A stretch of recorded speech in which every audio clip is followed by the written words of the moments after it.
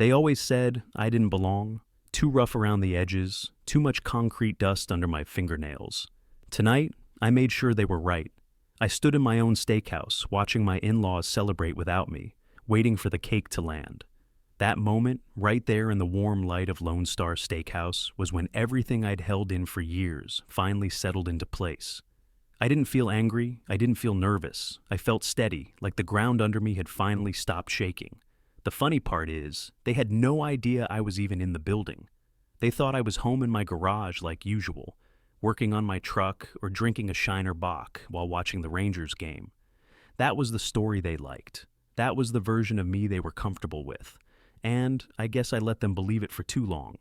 The truth was, I'd been standing in the back kitchen for almost an hour, leaning against the stainless steel prep counter while the cooks hustled around me. I still smelled faintly of rebar and diesel, even after scrubbing my hands 3 times with that gritty orange cleaner construction guys swear by. But I didn't bother trying to hide it. That smell was part of me, always had been. From where I stood, I could see the edge of the dining room through the pass window. My wife, well, she was still my wife at the time, sat at the long table near the big picture window overlooking the Trinity River. Jessica always loved that spot. Said it made her feel sophisticated. Her mother, Martha, was perched right beside her, smiling like the Queen of Dallas.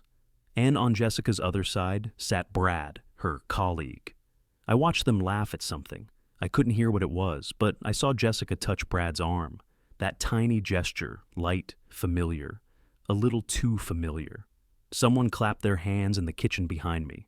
It was Carmen, the head chef, a woman in her 30s with graying hair pulled into a tight ponytail. She lifted the cake box and looked at me. "You ready, Mr. Sullivan?" I nodded. "Yeah, let's do it." She hesitated, wiping her hands on her apron. I know this is your business and your family. You sure you want the cake to go out like that?" I didn't blame her for asking. The cake wasn't decorated in the usual way. No pastel frosting, no polite little message.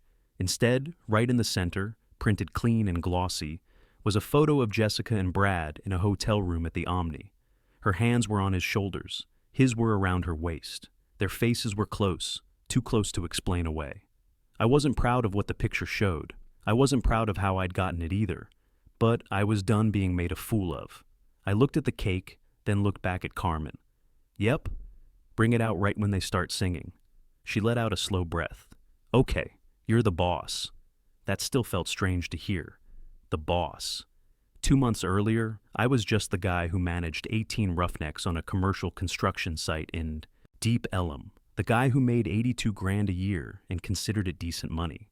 The guy Jessica sometimes apologized for when she thought her real estate clients could hear. But things change, and they had no idea how much. As Carmen carried the cake out of the kitchen, my heart didn't race the way you'd think. If anything, it slowed down, got quieter. I was more aware of the sounds around me, the sizzle from the grill, the clink of glasses in the dining room, the soft hum of conversation floating over it all. Then the singing started. "Happy birthday to you." The voices drifted through the pass window. I stepped closer, resting both palms on the prep counter, leaning forward just a little so I could see. Jessica was smiling wide, her perfect sales agent smile, the one she used in her listing photos every month. Martha clapped with her fingertips. Brad leaned back, grinning like a man who didn't have a care in the world. Then Carmen stepped into view with the cake. She placed it right in front of Martha. For a second, just 1 second, nobody understood what they were looking at. Their faces stayed soft, cheerful. The singing tapered off. A few people chuckled. Someone said, "What is that?" Then Martha leaned forward. Her smile faltered, her eyes narrowed, and the whole table went silent. Jessica's hand flew to her mouth. Brad stiffened in his chair. One of the cousins let out a confused, that was my cue. I pushed open the swinging kitchen door and stepped into the warm glow of the dining room. My boots felt heavy on the polished floor as I walked toward the table, not rushing, not hiding, just moving like I'd waited years to take those few steps. A few people turned when they saw me. Some recognized me immediately. Others looked confused, like they weren't sure why the construction foreman had wandered into their fine dining experience. Jessica looked up, her face pale. "Danny, what are you doing here?" I gave her a small, almost polite smile. "Evening, folks," I said. Hope the food's been good."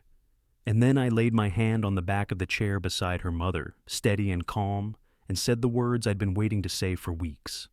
"I'm Danny Sullivan. I'm the owner of Lone Star Steakhouse."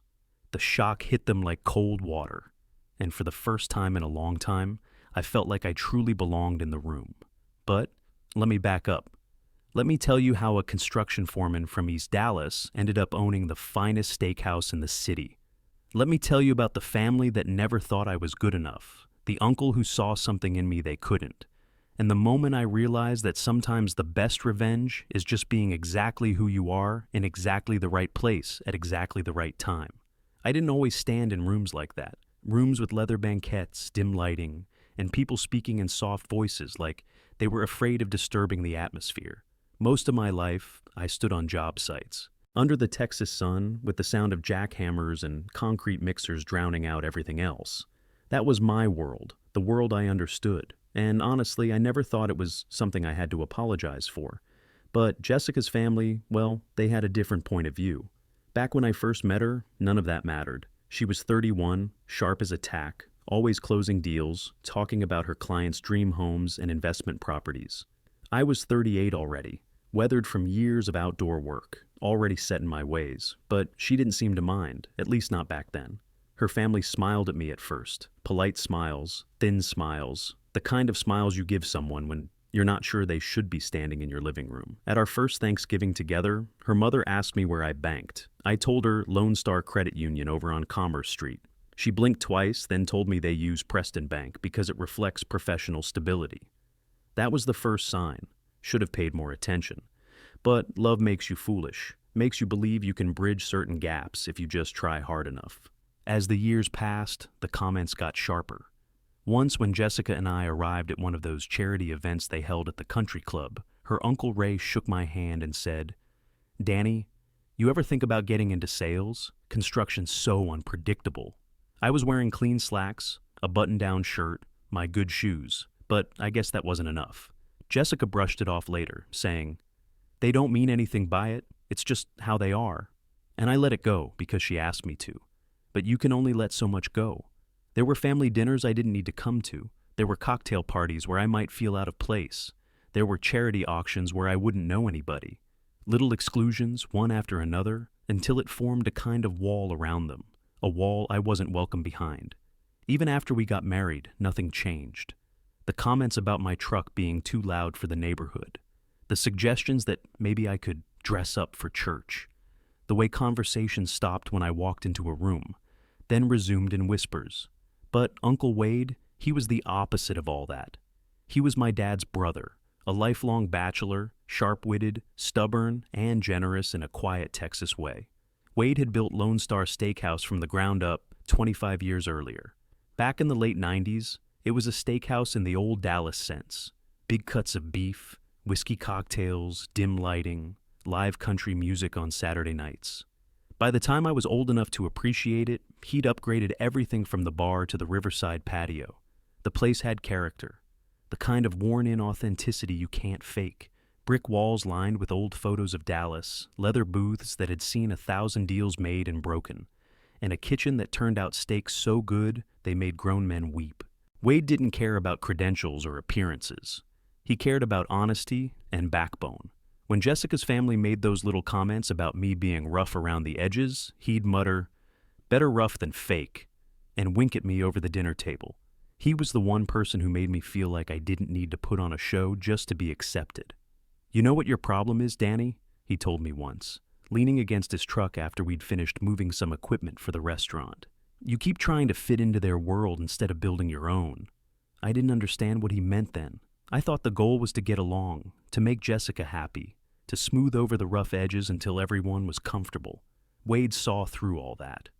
"A man's worth isn't measured by how well he fits into someone else's idea of respectability," he'd say. "It's measured by how he stands when the ground shifts under his feet." The ground was about to shift under mine in ways I never saw coming. Last winter, Wade died. Heart attack. Quick, sudden. One moment he was checking the restaurant's books after closing, making sure the staff got paid right. The next, he was gone. 25 years of hard work building that place. Gone in a breath. The funeral was small, just the way he would have wanted it. Jessica came, but her family didn't. Too busy, they said. Though I later found out her parents spent the same afternoon at an art gallery opening in Bishop Arts District, sipping wine and discussing property values with their friends. The contrast wasn't lost on me. Wade, who'd treated me like family from day one, was being buried while the people who called themselves my family were networking over cheese and crackers. 2 weeks after the funeral, I got a call from an attorney near the Dallas County Courthouse. "We need you to come in," she said. "It's about your uncle's estate." I figured maybe he'd left me his tools or his old pickup, something sentimental. I never imagined it would change everything. Paula Jenkins had neat gray hair, wire-rimmed glasses, and a coffee mug on her desk that said, "World's Okayest Attorney." She spread the papers in front of me like she was dealing cards. "You are the sole beneficiary," she said, her voice matter of fact. "The restaurant, the land, the accounts, the equipment, everything." My throat went dry. "Everything?" "Yes, Mr. Sullivan, everything. The current assessed value is approximately $285,000. I sat there staring at those papers, thinking about Wade's words. Build your own world. He'd just handed me the foundation. I didn't know what to say, didn't know how to tell Jessica, didn't know how she'd react. I kept imagining her family's faces if they found out I wasn't just the construction guy, not the blue-collar husband they could dismiss, not the embarrassing spouse she had to apologize for. But, for once, the power wasn't theirs. I drove home that afternoon in my pickup, staring at the traffic on I-35 like it was part of some dream. I parked in the driveway, sat there for a long minute with my hands gripping the wheel, and thought, if they couldn't accept me before, they sure as hell won't accept this. And I wasn't wrong.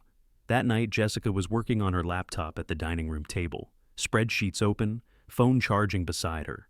I sat across from her and said, "Jessica, can we talk?"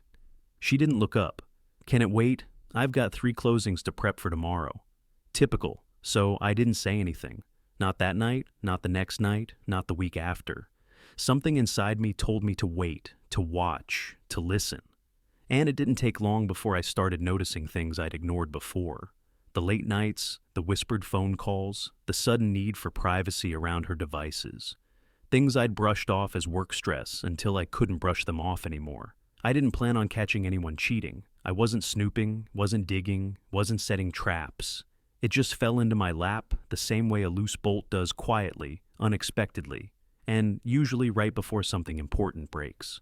It was a Thursday evening in early spring, one of those warm Dallas nights where the air smells like barbecue and possibility.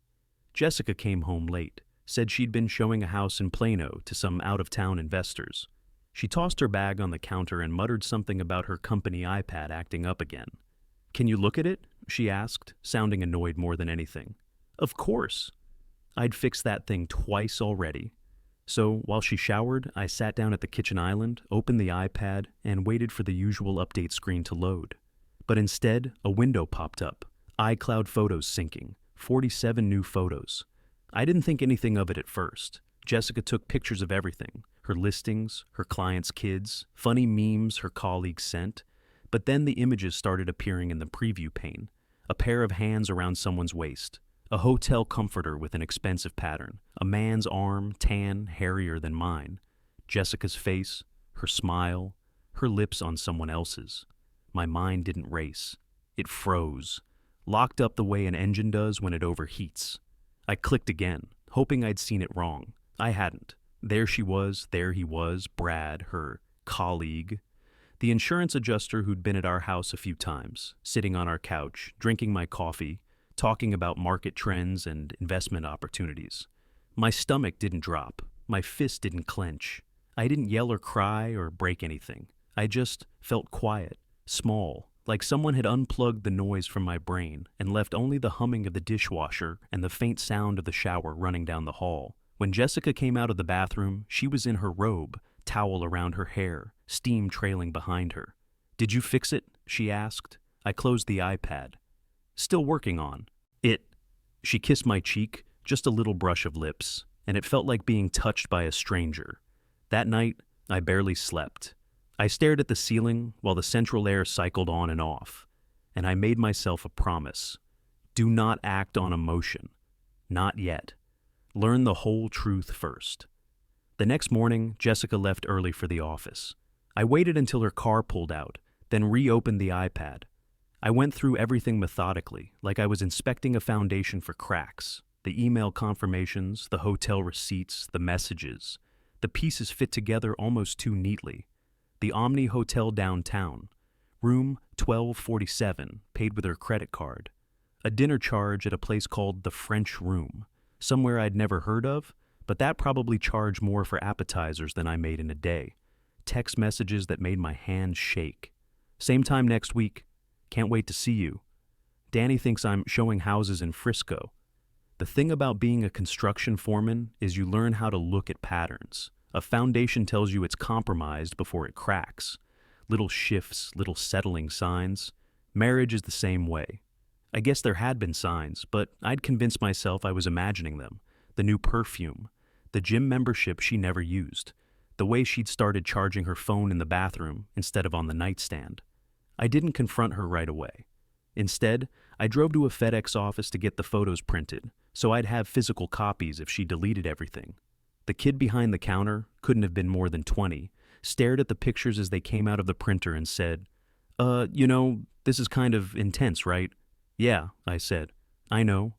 The printer jammed halfway through, and he had to pry the thing open with a screwdriver. Figures. Even my evidence gathering didn't go smoothly. I also printed the credit card statements, the hotel confirmations, the text message screenshots. Everything that proved this wasn't some misunderstanding or innocent friendship. 7 months. That's how long it had been going on. 7 months of lies, of working late, of client meetings that were really afternoons at the Omni.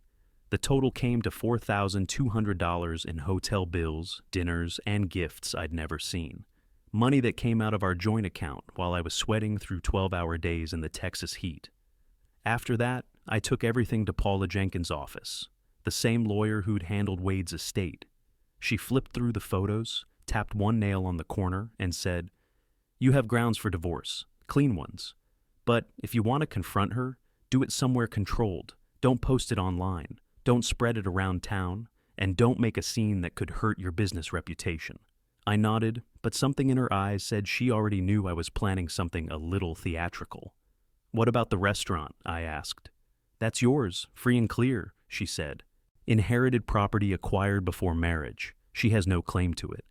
That was the first good news I'd heard in weeks. Then came the tricky part. I wanted the cake, not because I needed drama, but because I knew Jessica's family wouldn't take my word for anything. They needed to see it with their own eyes, in a place where the truth couldn't be twisted or buried under polite conversation. So, I went to 3 bakeries. The first woman refused outright. "We don't put photos like that on cakes. It's inappropriate."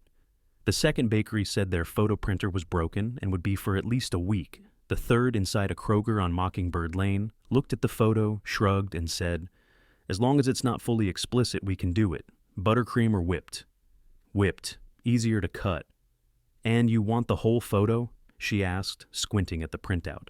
"The whole thing," I confirmed. She looked at me like she was trying to figure out if I was crazy or just desperate, maybe both. "Okay, but I'm going to need this in writing that you requested it specifically."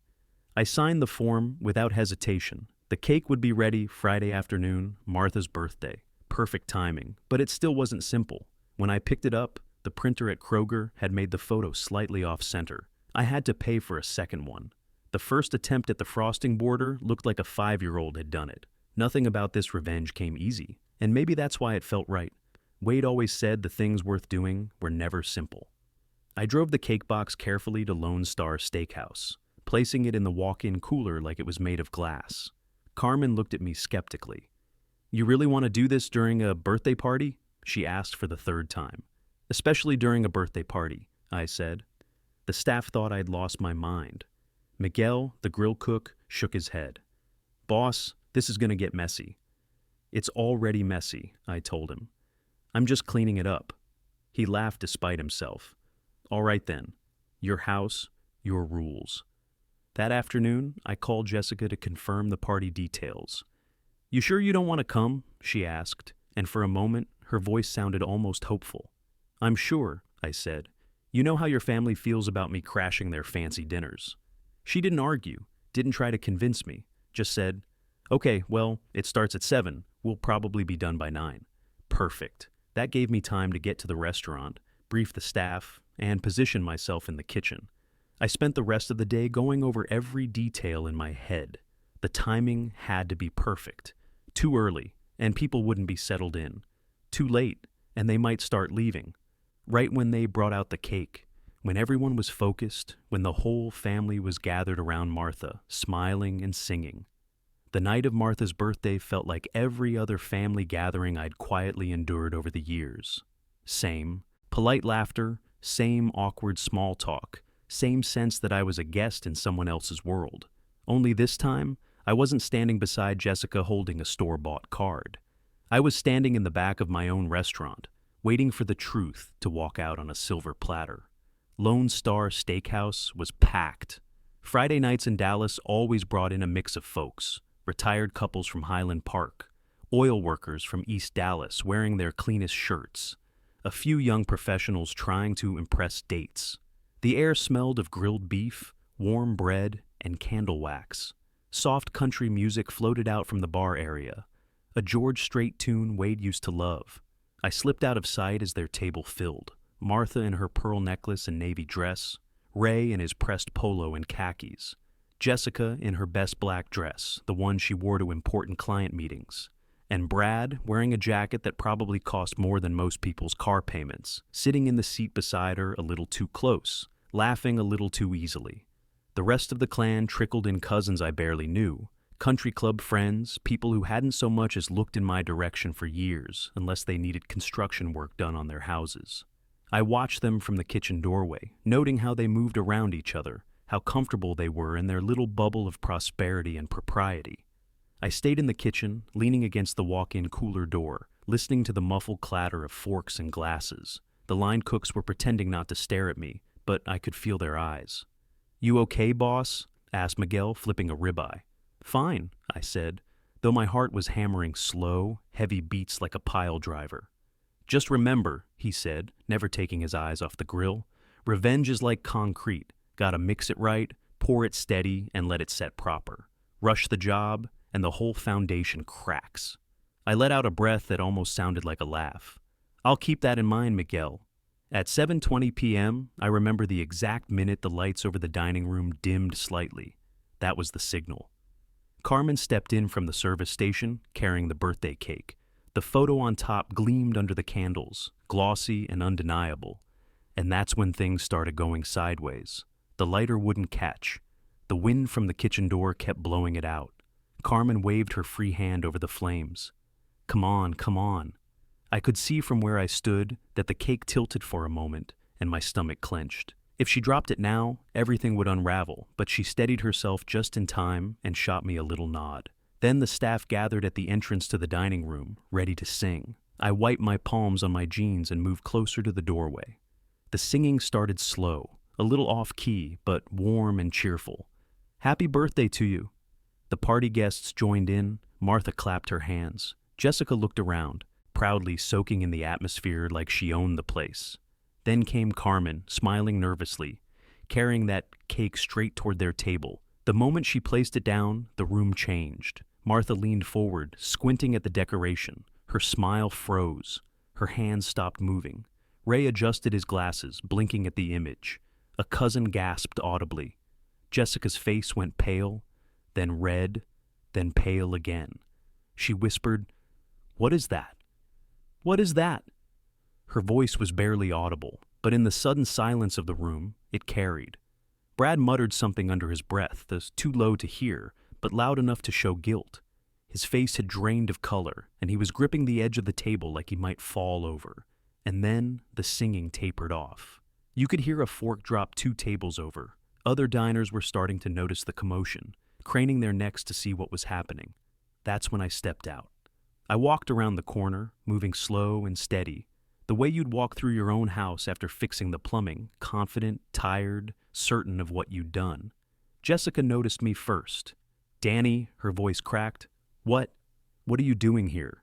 I stopped beside the table, nodded once to Martha, then to Ray. "Evening, folks. Hope the food's been good." Everyone stared like I'd walked out of a grave. Martha swallowed hard, her pearls catching the candlelight. "Danny, this is highly inappropriate." I raised a hand, calm. "Just wanted to make sure everything was to your liking. As the owner, it's kind of my job." The room rippled with shock. One cousin whispered, "Owner?" Another said, "He owns this place?" Jessica blinked at me, her mouth opening and closing like a fish. "What are you talking about?" I rested a hand on the chair beside Martha. Lone Star Steakhouse was left to me in Uncle Wade's will 3 months ago. I've been handling the transition quietly. Martha's mouth opened, but no sound came out. Ray was staring at me like I'd grown a second head. Brad shifted in his seat, suddenly very interested in studying the floor, and I continued, my voice steady and calm. Since this was a family gathering, I thought it was time everyone heard the truth. I nodded toward the cake. Martha looked down at the photo again, Jessica kissing Brad, his hands on her waist, the hotel room unmistakable behind them. Her shoulders sagged like someone had cut her strings. "Jessica," she whispered, voice trembling. "You told me he was just a colleague." Jessica stammered, "Mom, I can explain. This isn't what it looks like." But her voice lacked conviction. I placed a manila envelope on the table next to the cake. Hotel receipts, credit card statements, and the text messages. If anyone needs to verify the timeline or the expenses. Brad flinched, finally looking up. "Whoa, Danny, this isn't the place for this." I turned to him slowly, meeting his eyes. "This is exactly the place for this, Brad. You've been in my house, drinking my coffee, sitting on my couch, pretending to be my friend while you were sleeping with my wife." A few diners nearby had given up all pretense of not watching. One older man gave me a subtle nod, like he'd seen this movie before and approved of the ending. A younger couple was whispering excitedly to each other. Jessica stood up, her chair scraping against the floor. "How dare you humiliate me like this?" "How dare I?" I said quietly, my voice carrying across the suddenly silent dining room. "You brought someone else into our marriage. You lied to my face every time you said you were working late. You spent $4,000 of our money on hotels and dinners with him while I was working 12-hour days to keep us afloat." She opened her mouth to respond, but nothing came out. For once in her life, Jessica Sullivan was speechless. Ray cleared his throat awkwardly. "Danny, perhaps we could discuss this privately." "No, Ray," I said, still calm. "You all made it clear over the years that I wasn't sophisticated enough for your private discussions. So, we're having this one in public." Martha was crying now, small tears that she tried to dab away with her napkin. "How long?" she asked Jessica. "How long has this been going on?" Jessica sat back down heavily. 7 months, I answered for her. 7 months of afternoon meetings at the Omni Hotel. I tapped the cake lightly with one finger. "Happy birthday, Martha. I hope it's been everything you wanted." Then I stepped back and nodded to Carmen.